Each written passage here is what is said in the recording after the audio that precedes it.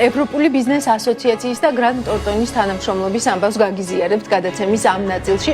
სტუმრებთან ძირითად აქცენტს გავაკეთებთ თუ რა პროაქტიული როლის შესრულება შეუძლია ბიზნეს კორპორაციული პასუხისმგებლობის საქმეში და როგორ შეიძლება რომ ასოციაციის ფარგლებში ამ კუთხით გაწეული ძალისხმევა ბიზნესებს მოგების სახით უკან დაუბრუნდეთ. მარიამ ქუჩულორია და პატა შურღაია შემომიერთდებიან სტუდიაში. მოგესალმებით და ძალიან დიდი მადლობა თქვენი დროისთვის. მარიამ, მოდი პირველ რიგში ჩვენს მაყურებელს ცოტა უფრო დეტალურად გავაცნოთ თვითონ ება, ვინ არიან მისი წევრები, რა ღირებულებები აქვს ევროპულ ბიზნეს ასოციაციას და რა მიზნების გარშემო აერთიანებთ თქვენს წევრებს. მოგესალმებით, ელენე. ევროპული ბიზნეს ასოციაცია აერთიანებს ასზე მეტ კომპანიას, როგორც ევროპული ინვესტიციით, რომლებიც საქმიანობენ საქართველოში, ასევე ქართულ კომპანიებს, რომელთაც აქვთ დაინტერესება ევროპული ბაზრით. სავაჭრო და საინვესტიციო ურთიერთობები აქვთ, არ სურთ ამ პროცესში ჩართვა. ევროპული ბიზნეს ასოციაცია სრულად არის წევრების მიერ დაფინანსებული, წევრების მიერ მხარდაჭერილი. ეს არის ჩვენი 2025 წლის სტრატეგიული მიზნის შემადგენელი ნაწილი. გასული წლების განმავლობაში ევროპული ბიზნეს ასოციაცია აქტიურად თანამშრომლობდა როგორც საერთაშორისო დონორებთან, ასევე აქტიურად წარმოადგენდა წევრების ინტერესებს, თუმცა 2025 წლიდან ასოციაცია გახდა სრულად წევრების მიერ მართული ორგანიზაცია, რაც გამოიხატება სხვადასხვა კუთხით წევრების ჩართულობის გაძლიერებაში. არის სრულად წევრების მხარდაჭერილი. რატო უსვამთ ამას ხაზს, მარიამ?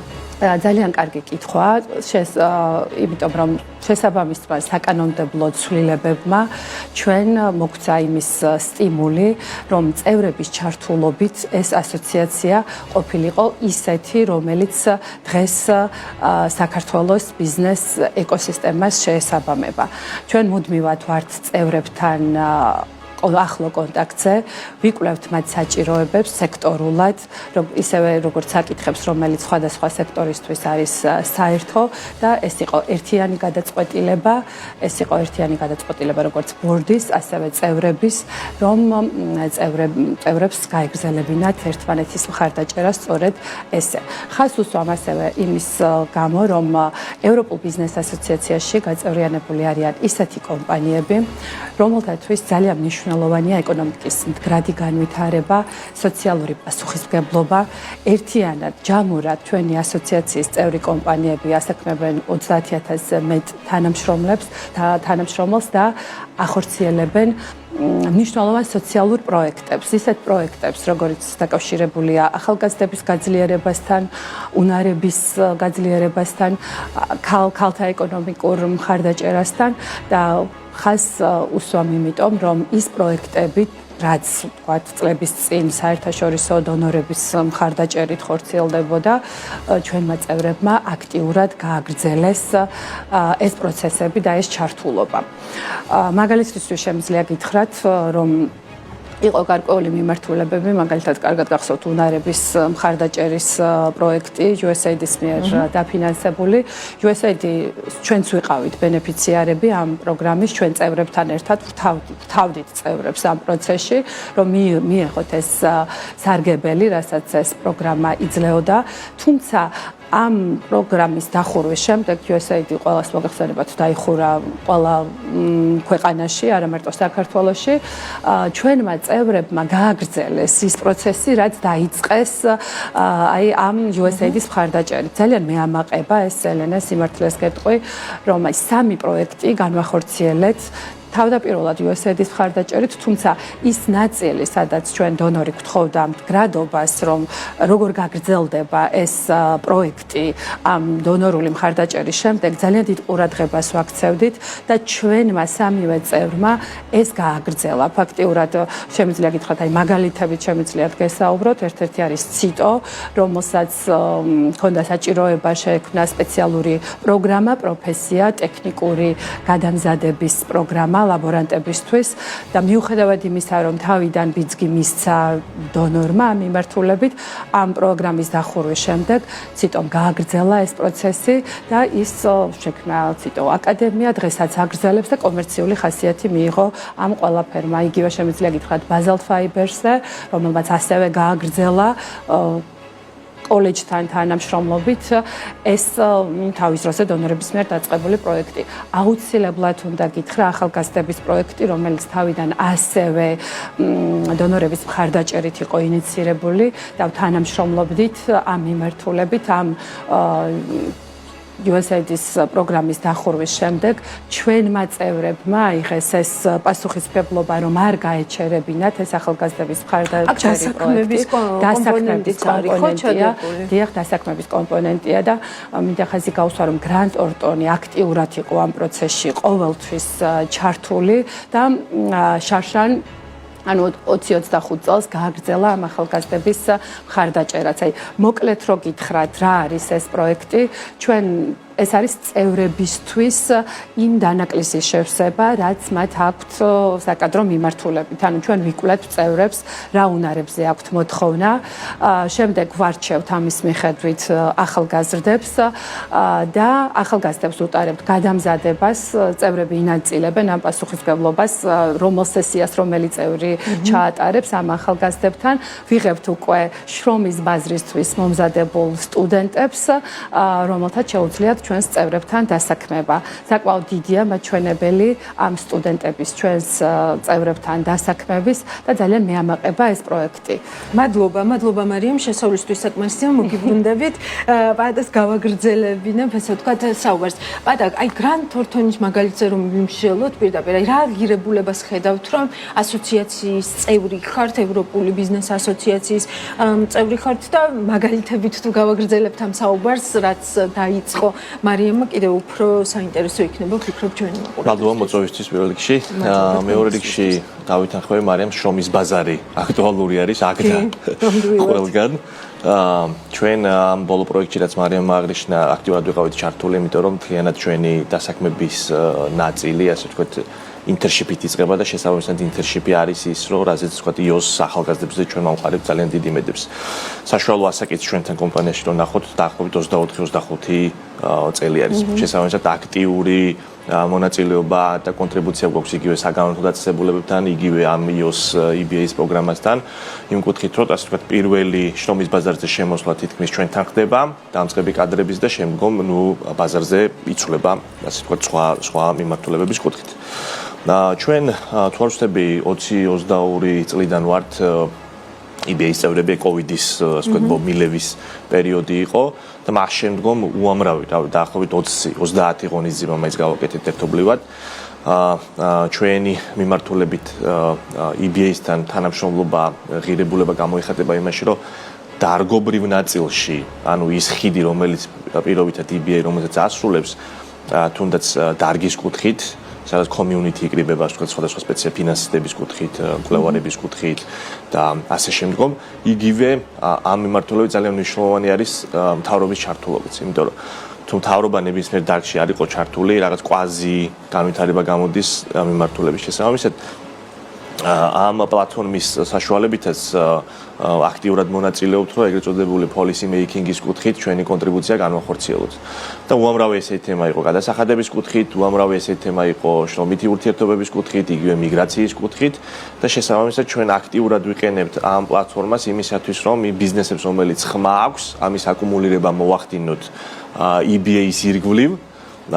იმიტომ რომ ჩვენი მოსაზრება შეიძლება სხვა ჩვენს მსგავსებს განსხვავებული მოსაზრება კონდეს და შემდგომ ეს სათქმელი ჩვენ მივიტანოთ იქ სადაც საჭირო არის. ეს რამდენად გამოდის სხვა საკითხი არის, თუმცა ეს პლატფორმა ეგრეთ წოდებული ხიდის ფუნქციის ეს უნდა იყოს შენარჩუნებული, გააქტიურებული. მაგრამ რაც აღნიშნა ძალიან მნიშვნელოვანი არის, რომ აი დღეს რაზეც მიდის საუბარი, რომ შრომის ბაზრის კვლევა არის ჩატარებული, რასაც მთელი რეფორმა ეფუძნება. ანუ ამ ნაწილში გქონდათ კომუნიკაცია, ვთქვათ, მთავრობასთან ჩართულები ხართ ამ კვლევის ნაწილი? იმ აპელირება იმაზე, რომ რაზეც თქვათ ახლა მიდის სხვადასხვა რეფორმები, ამაში ნამდვილად ჩვენ ჩართულები არ ყოფილვართ. ანუ ამ შრომის ბაზრის ამ კონკრეტულ თუმცა ჩვენ ყოველწლიურად, კვარტალში ერთხელ რაღაც ჩვალედ ანგარიშებს და ასე შემდგომ ვაკეთებთ. და კომიტეტებში გაერთიანებულებიც ხართ EBA-ში, რამდენადაც ვიცი და ეს კომიტეტებიც ალბათ იმ პრიორიტეტების მიხედვით ფორმირდება, სადაც ყველაზე მეტი საჭიროება არის, ასე ვთქვათ, ბიზნესის ძალისხმევის გაერთიანების. დიახ, ჩვენთვის არის პლატფორმა, სადაც ჩვენ შეგვიძლია იმ დარგში, სადაც ჩვენ გვაქვს ექსპერტიზა, ჩვენი კონტრიბუცია გავაკეთოთ. კი, ასევე აი მაგალითად რო ვისაუბროთ აი ინტერნაციონალიზაციაზე, დივერსიფიკაციის შესაძლებლობაზე, ვეცნობოდი 2025 წლის შედეგებს, ერთ-ერთი შედეგი არის ის, რომ ება შეუერთდა მეწარმეთა ევროპულ ქსელს, მარიამ. და რომ მოვიძიე, ეს არის ერთ-ერთი ყველაზე დიდი ბიზნეს მხარდამჭერი ქსელი ევროპაში, ესე ვთქვათ. ეს რა ტიპის დამატებული ღირებულება არის ასოციაციისთვის და ბუნებრივია მისი წევრებისთვის? ძალიან მნიშვნელოვანი ნაბიჯი იყო ელენე ეს ევროპის მეწარმეთა ევროპულ ქსელთან EBS შეერთება, იმიტომ რომ ეს არის ორგანიზაცია, რომელიც ერთმანეთთან აკავშირებს არა მარტო ევროპის, არამედ სხვა ქვეყნის ბიზნეს წარმომადგენლებს. აქ არის გაწევრიანებული 60-მდე ქვეყნის წარმომადგენელი სხვადასხვა ასოციაცია, ისევე როგორც ჩვენ ვართ ევროპული ბიზნეს ასოციაცია, ასევე სხვა ქვეყნის სავაჭრო პალატები, სახელმწიფო დაწესებულებები, რომლებთაც აქვთ ეს ფუნქცია მეწარმეებთან ურთიერთობის, მაგალითად ჩვენთან როგორც არის აწარმოეს საქართველო ან ინოვაციების სააგენტო, მსგავსი ინსტიტუტები სხვა ქვეყნებში არიან ამ გაერთიანების წევრები. შესაბამისად ჩვენ გვეძლევა შესაძლებლობა, როდესაც ქართულ მეწარმეს სურს ინტერნაციონალიზაცია და სხვა ქვეყნებში, სხვა ქვეყნის ბაზრებზე წვდომა, მათი ჩართულობით შევქმნათ რეალური გარიგებები. ეს არის ძალიან მნიშვნელოვანი იქიდან გამომდინარე, რომ ჩვენც გვაქვს აღებული ვალდებულება, ანუ ჩვენ როდესაც გავხდით ამ ორგანიზაციის წევრი, საკმაოდ რთული პროცედურა გავიარეთ და იყო თავისი KPI, მაჩვენებლები, რამ განვაცხადეთ კონკრეტული შედეგები, რის მიღწევაც შეგვეძლო ჩვენი გუნდიც ჩვენი ახალი სტრატეგიიდან გამომდინარე აქტიურად არის გადართული ამ პროცესზე, იმიტომ რომ მიგვაჩნია რომ ეს არის ანუ ქართული კომპანიების ინტერნაციონალიზაცია, საერთაშორისო ბაზრებზე გასვლა და ახალი პარტნიორობების შექმნა, ეს არის ძალიან მნიშვნელოვანი ჩვენი ეკონომიკისთვის.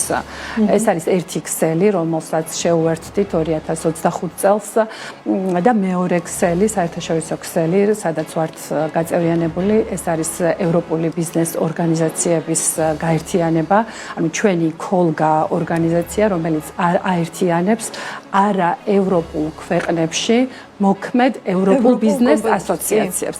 ეს არის თითო ქვეყანაში ერთი ასოციაცია, ანუ ასახელებს იმ ქვეყანაში მყოფი ევროკავშირის დელეგაცია, რომ აი ეს კონკრეტული ასოციაცია არის ჩვენი ექსკლუზიური წარმომადგენელი და ანუ შეგიძლიათ ენდოთ ამ ასოციაციას, რომ ეს სწორად გააკეთებს ამ სწორად წარმართავს ამ პროცესებს.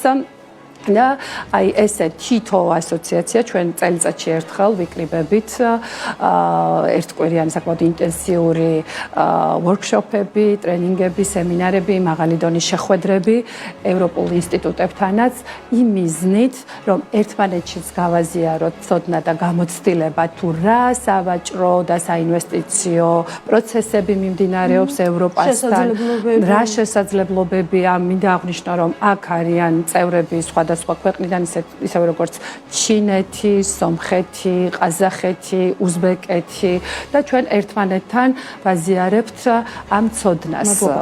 პატა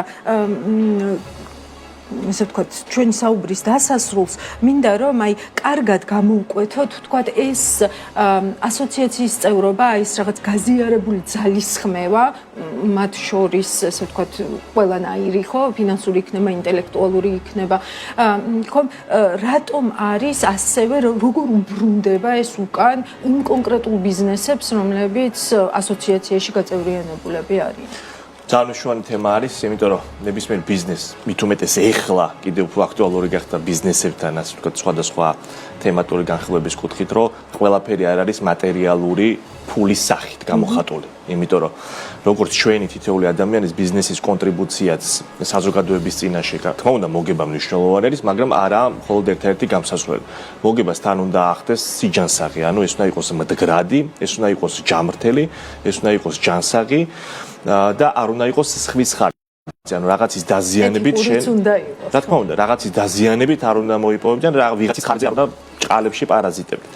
შესაბამისად ჩვენი ნაწილიც გარდა იმისა, რომ ეს არის ევროპული ბიზნეს ასოციაცია, თავშეც გულისხმობს, რომ ამას უნდა ქონდეს რაღაცა ის ევროპული ღირებულება, ევროპული კულტურის გაზიარება, როგორც იქნება შრომით ურთიერთობებში, როგორც იქნება ეს B2B ურთიერთობებში, მათ შორის B2G ურთიერთობებშიც და შესაბამისად ჩვენი ნაწილიც აქ ამ ყველაფრის იყო, რომ ეს კულტურა ჩვენ წამოგვეღო და ამავე დროს ჩვენ საერთაშორისო ქსელი ვართ 160 ქვეყანაში ვართ, დაახლოებით 200 ოფისი გვაქვს და ჩვენი კონტრიბუციაც პირიქით იქეთ დაგვებურნებინა.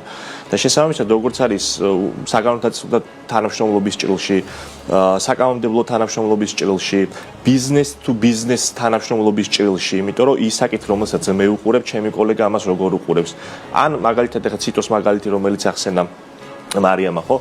ანუ ციტოს სხვა ბევრი საჭიროებებით შეიძლება იყოს. შესაბამისად, ეს არის რაღაცნაირად community, ანუ წრე, სადაც რომელთაც წევრებს აერთიანებს ღირებულება და ეს ღირებულება დაფუძნებულია იმაზე, რომ რა თქმა უნდა, შემდგომ იყოს გადახარშული ეგრეთ წოდებული conversion-ი და მოგების ნაჭრები. შენც მოიგო და მეც მოვიგო. კი, უღრმესი მადლობა.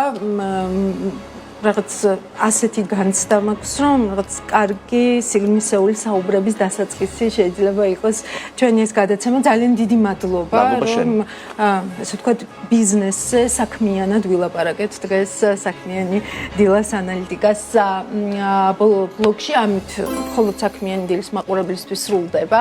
ანალიტიკა ცხადია, ჩვენ გავაგრძელებთ BMG TV-ზე. მარიამ ქუჩულორია, ევას მმართველი დირექტორი და პაატა შურგაია, საერთაშორისო აუდიტორული და ბიზნეს საკონსულტაციო კომპანია Grant Thornton-ის მმართველი პარტნიორი. საუბრობდნენ თქვენთვის პირდაპირ ეთერში.